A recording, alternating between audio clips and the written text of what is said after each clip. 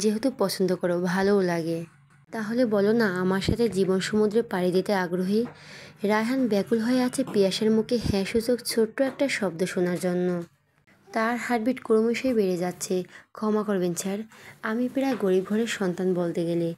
এমন বর্ণিতায় আমাকে মানায় না, আমি পারবো না। রায়হান কল্পনা করেনি পিয়াসা জবাবটা এমন হবে। হজম হচ্ছে না পিয়াসার কথা। অনুযোগ মিশ্রিত কণ্ঠে বলল, কী ছেলেমানুষি করছো পিয়াসা? পারবো না মানে কি? আমি কি প্রেম করতে বলছি আমার সাথে? তা তো নয়। তা না হয় আমরা বিয়ের পরে করব। আমি তো বিয়ের প্রস্তাব দিছি তোমাকে। তোমার বাবা থাকলে হয়তো ওনার কাছেই যেতাম তোমাকে চাইতে। তোমার পাত্র পছন্দ না হওয়ার কারণ? কোনো কারণ নেই স্যার। তাহলে ফিরে দিচ্ছ কেন আমাকে? হাতে থাকা ফুলটা পিয়াসের হাতে দিয়ে বাড়িয়ে দিল রায়হান। সরি স্যার, আমি এ ফুল নিতে পারবো না। রায়হান ফুলটাকে মুঠোয় পুরে কষলে ফেলে দিল মাটিতে ছুঁড়ে। পিয়াসা এক হাতে টেনে নিজের বুকের সাথে মিশিয়ে ধরল। একবার যদি তোমার মাথাটা আমার বুকে রাখতে, শুনতে পেতে এই হৃদয় ভাঙার গর্জন। তুমি সময় নাও প্রয়োজনে, আমি অপেক্ষা করব। তবুও ফিরে দিও না। আমার সমস্তটা উজাড় করে দিয়ে জনমভরে তোমাকে ভালো রাখার চেষ্টা করব। তোমাকে ভীষণ ভালোবাসি পিয়াসা। পিয়াসা জোর করে নিজের হাতকে মুক্ত করে নিল রায়হানের হাতের ভিতর থেকে। বেজায় মন খারাপ হয়ে গেল। বুঝতেছে না রায়হানকে কি বলবে বা কি বলা উচিত। কীভাবে এখন কলেজের সামনের দিনগুলো চোখ মেলাবে। একটু মজবুত হয়ে মাথা নিচু করে বলল, স্যার আপনার মাঝে আমাকে নিয়ে এত অনুরাগ এর আগে প্রকাশ করেনি। হুট করে আজ একেবারে বিয়ের কথা বলে ফেললেন। কেমন যেন লাগছে। আমি উঠি, খুব ক্ষুধা পেয়েছে। Oh shit, extremely sorry. আমার আগে উচিত ছিল তোমার লাঞ্চ করানো। অ্যাকচুয়ালি আবেগে বিবেকে হারিয়ে ফেলছি বলে হেসে উঠে দাঁড়িয়ে গেল। পিয়াসাকে নিয়ে উদ্যানের ভেতর থেকে বের হয়ে গেল।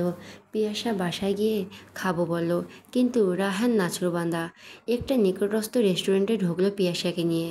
পছন্দের মেনু দিয়ে পিয়াসা পেট পুরে ভাত খেলো। পিয়াসা তৃপ্তিই ঢেকুর তুলল বহুদিন পর তার প্রিয় কই মাছ ভাজা খেতে পারলো বলে। বাসায় ভাজলে একটা পুরো মাছ কখনই প্লেটে জড়তো না, হয় অর্ধেক, না হয় মাথার অংশের ভাগে পেত। পিয়াসাকে বাইকে চড়িয়ে বাসায় গেটে নামিয়ে দিল রায়হান। নিবেদিত চোখে চেয়ে বলল, আমাকে ভুল বুঝে ভুলে যেও না। পিয়াসা নীরব থেকে গেটের ভিতরে চলে গেল। রায়হানের খুব একটা মন খারাপ হলো না।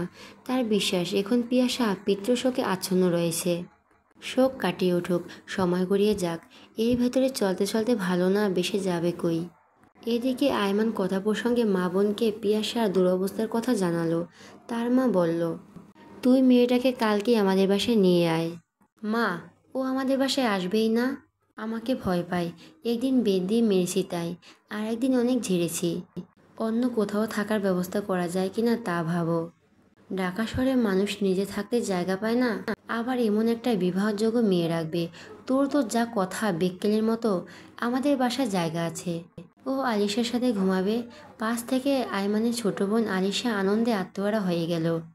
বলল, আম্মু আমি একটা বন্ধু পাবো, আপুও পাবো, আর বোর হব না এই একলা বাসায়। ভাইয়া না আনতে পারলে তুমি আমি মিলে আপুটাকে বুঝিয়ে নিয়ে আসবো। আয়মান বলল, আচ্ছা আগে আমি ওকে বলে রাজি করাতে পারি কিনা দেখি। ওর আবার টনে টনে মর্যাদাবোধ। পিয়াসাকে নিয়ে আয়মান সারাদিন অনেক ভাবল। বলল, যদি হিতে বিপরীত কিছু ঘটে, তার চেয়ে ওর মতো থাকাই ঢের। তবু পরের দিন রাতে পিয়াসাকে ফোন দিল।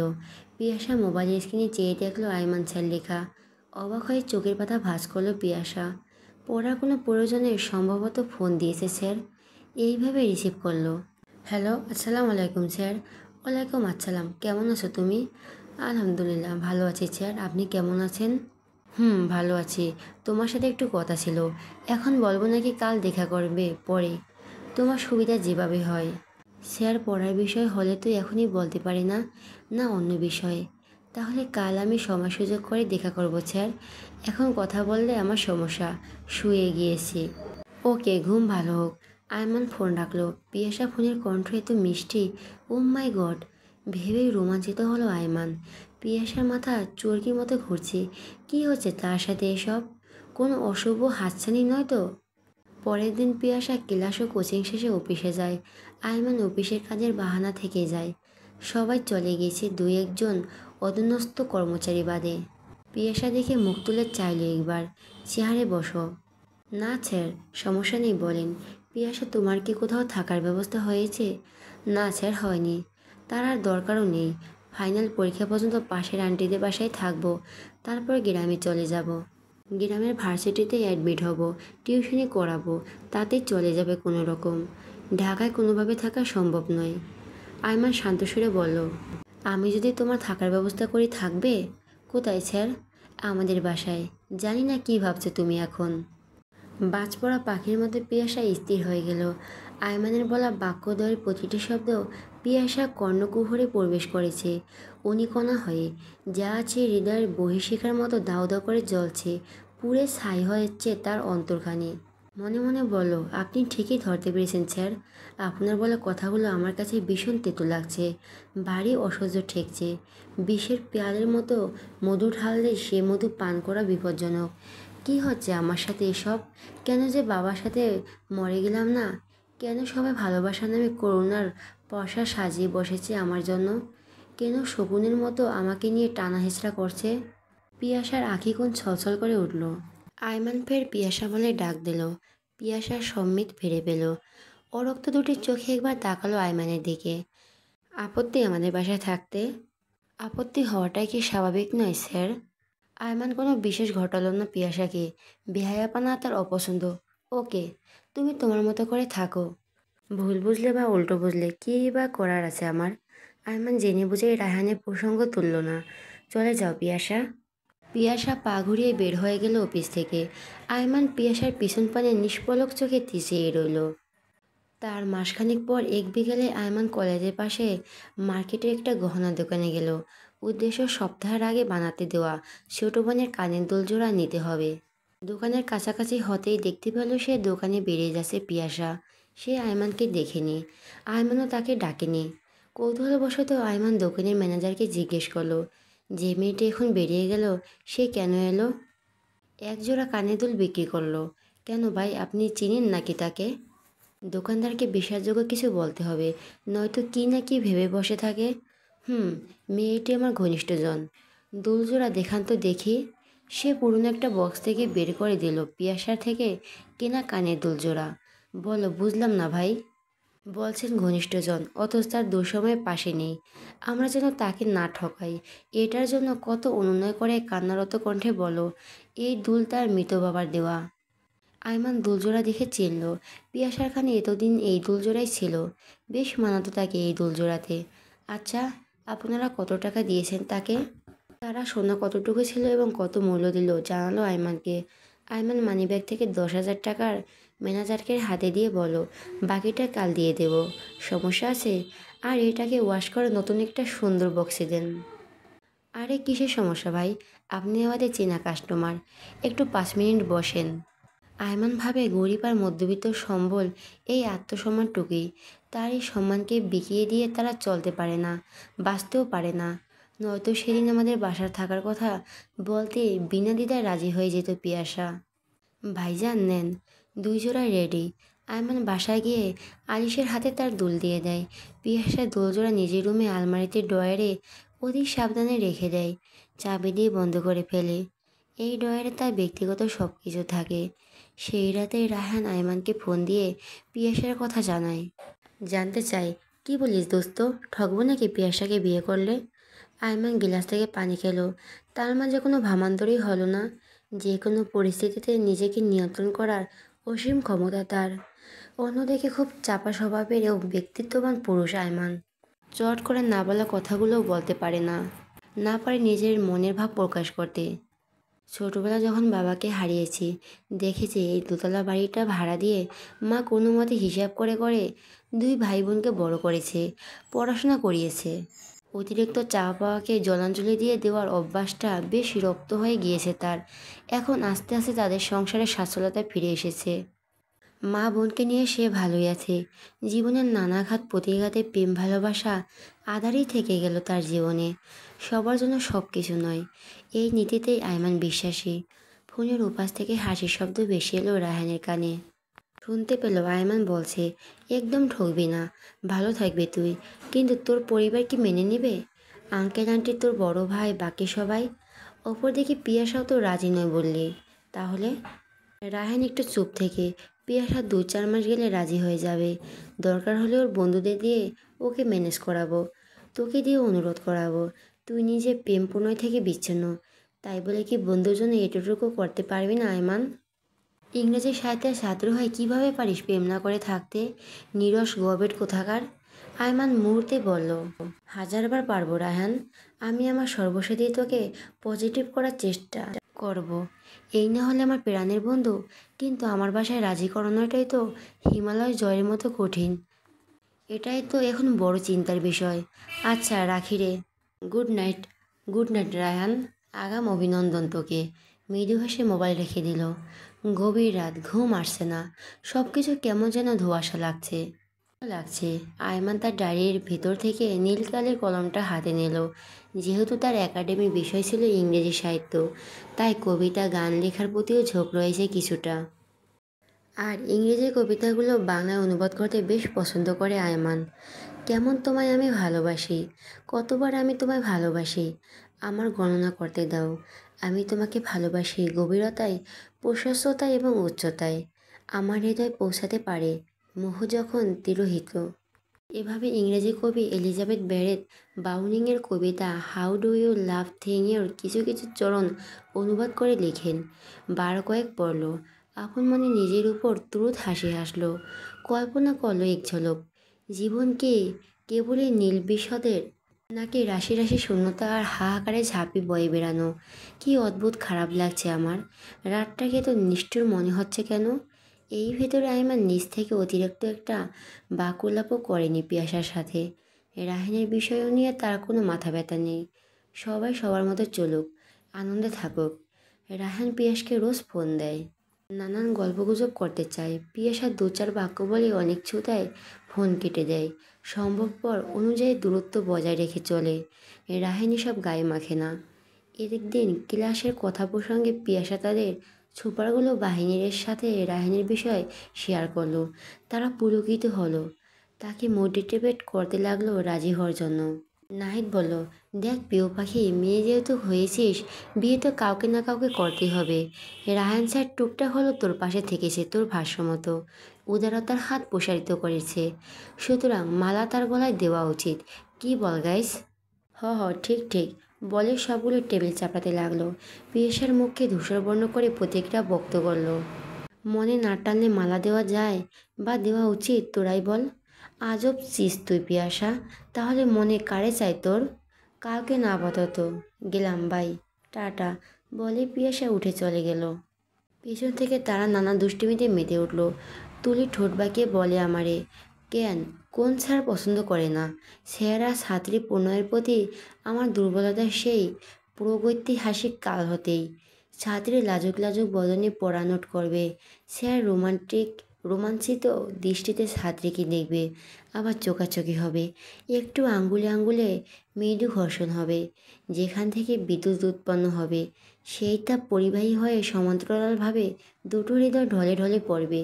আর তখনই চাহে তুস্কো চাউং হারদম মান ছবির এ গান গাইতে গাইতে খুন হবে দুজন। বাকিরা তুরুকুটি নজরে হা হয়ে চেয়ে রইল তুলির দিকে। তুলি আরও বলতে লাগলো, আয়মান স্যারকে ভালো লাগে, কিন্তু স্যার যেই একটা মেশিন, রসহীন মানব। কি যে অপ্রতিরোধ্য আকর্ষণ লাগে আয়মান স্যারকে। উহ, গাল ভরা খোঁচা খোঁচা দাড়ি, উড়ো উড়ো ঘন কেশ, হাঁটা কি সুন্দর, জাস্ট ওহ। জিবা বলো, রায়ান ছাড়ও কি কম নাকি? দেখতে দেখতে সময় গড়ালো। পিয়াসার ইন্টার পরীক্ষা শেষ হয়ে গেল। রায়হান ও আয়মান দুজন দুজনের মতো করে পিয়াসার পরীক্ষার বিষয়ে খোঁজখবর রাখলো। রায়হান অনেকভাবে পিয়াসাকে হেল্প করতে চাইলো, কিন্তু পিয়াসা কোনো হেল্প আর নিলই না তার থেকে। যাকে ভালোবাসতে এই হৃদয় সায় দেয় না, শুধু শুধু তার দান নিয়ে নিজেকে ঋণী করে রাখা একদম অনুচিত। এতে দাদার প্রত্যাশার পাল্লা ক্রমশই মজবুত হতে থাকবে। রায়হান আয়মানকে বলল, পিয়াসাকে ফোন দিয়ে যেন বোঝাই, একটু জোর চেষ্টা দিয়েই। আয়মান পিয়াসাকে ফোন দিল, কিন্তু সুইচ অফ। পরের দিনও ফোন বন্ধ পেল। একটু চিন্তাগ্রস্ত হয়ে বিকেলে পিয়াসার বাসায় গেল। খোঁজ নিয়ে মিনা আন্টির বাসায় ঢুকলো পিয়াসার কলেজের শিক্ষক পরিচয় দিতে। তিনি হতাশ নয়নে ব্যথিত হয়ে তাকালেন। স্যার, আমি যে কী বিপদে আছি, এই মেয়েটাকে নিয়ে পরশু আত্মহত্যা করতে গেছিল, অল্পের জন্য বেঁচে যায়, কখন কি গড়ে বসে ঠিক নাই, অনেক অসুখ এখন, পিছনের রুমে মাটিতে মরার মতো পড়ে আছে। আয়মান চমকে গেল শুনে, তার মাকে ফোন দিয়ে সব জানালো। তার মা বলল, তুই এক্ষুনি মেয়েটাকে নিয়ে আয় বাবা, পরে দেখছি বাকিটা। আয়মান মিনা আন্টির অনুক্রমিত বাইরে গিয়ে একটা সিএনজি ঠিক করে এনে গেটে দাঁড় করালো। মিনা আন্টি পিয়াসার সব কাপড় চোপড় গুছিয়ে একটি ব্যাগে ভরে গেট পর্যন্ত এগিয়ে দিলেন। আয়মান পাজাকোলা করে পিয়াসাকে নিয়ে সিএনজিতে উঠে বসলো। তার বুকের বাঁ পাশে পিয়াসাকে মিশিয়ে রেখেছে, নয়তো হাত সরিয়ে নিলে পিয়াসা হেলে পড়ে যাবে। এদিকে রায়হান সুখ সুখ মনের শেষ বিকেলের দিকে আয়মানদের বাসার উদ্দেশ্যে পথ ধরল।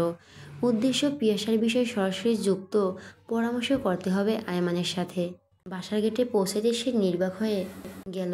দেখলো আয়মান কোলে করে পিয়াসাকে নিয়ে তাদের বাসায় ঢুকছে। এদিকে রায়হান সুখ সুখ মন শেষ বিকেলের দিকে আয়মানের বাসা দেখে পথ ধরল। উদ্দেশ্য পিয়াসার বিষয়ে সরাসরি যুক্তি পরামর্শ করতে হবে আয়মানের সাথে। বাসার গেটে পৌঁছাতে সে নির্বাক হয়ে গেল। দেখলো আয়মানের কোলে করে পিয়াসাকে নিয়ে তাদের বাসায় ঢুকছে। সে প্রায় দৌড়ের পাশে একটি চোখের ডাক্তারের চেম্বারে ঢুকলো, সিরিয়াস মোডে ব্যস্ততার ভঙ্গিতে। আসসালামু আলাইকুম, আমার চোখটা একটু দেখে নিন প্লিজ। আমার চশমা পাওয়ারটাও ঠিক আছে কি না দেখুন। ডাক্তার চোখ দেখলো, পাওয়ারও দেখলো, জানালো পাওয়ার ঠিক আছে। ডাক্তারের ভিজিট দিয়ে সে বের হয়ে গেল। একটি নীরব গলিতে ঢুকে সিগারেটের পর সিগারেট ধোঁয়া ছাড়লো। চোখ দুটো রক্তিম বর্ণ ধারণ করলো, যেন রক্তচোষা পিশাচ। ভাবনার তলানিতে গিয়েও কোনো সমীকরণ মেলাতে পারছে না। আয়মানের চরিত্রের সাথে তার দৃষ্টিগোচর হওয়া বিষয়টা কিছুতেই যায় না। নিরেট, ভদ্র আর বেরসিক একটা ছেলে আয়মান। বিপরীত লিঙ্গের প্রতি তার বিন্দুমাত্র কিউরিসিটি নেই, সেখানে অনুরাগ জন্মানোর প্রশ্নই ওঠে না। ভার্সিটিতে আয়মানের প্রেমে হাবুডুবু খেয়েছে কত মেয়ে, আয়মান পাত্তাই দেয়নি। তাদের আবেগকে বাষ্পের মতো উড়িয়ে দিয়েছে। সেই আয়মান পিয়াসাকে ভালোবাসে, ভাবাই যায় না। সে নিজেই দেখছে এই পিয়াসাকে আয়মান কি কঠিনভাবে বেতাঘাত করেছে। দু চারটা মানুষের রক্ত ঝরাতে পারলে রায়হান নিজেকে দমাতে পারত এখন।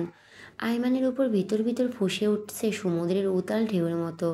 এভাবে বেশ কিছু সময় পার হয়ে গেল। আয়মান পিয়াসাকে নিয়ে ঢুকলো আলিশার রুমে। কোল থেকে খাটে বিছানার উপর শোয়ালো। তার মা ছুটে এলো। সে দ্রুত পায়ে নিজের রুমে চলে গেল। ভেতর থেকে দরজা বন্ধ করে দিল। ধপাস করে বিছানার মাঝ বরাবর পড়ল। উপর হয়ে আছে, বিরতিহীনভাবে শ্বাস ওঠানামা করছে। এক অজানা অচেনা পুলক জায়গা নিয়ে রোমাঞ্চকর অনুভূতি তাকে গ্রাস করে ফেলছে।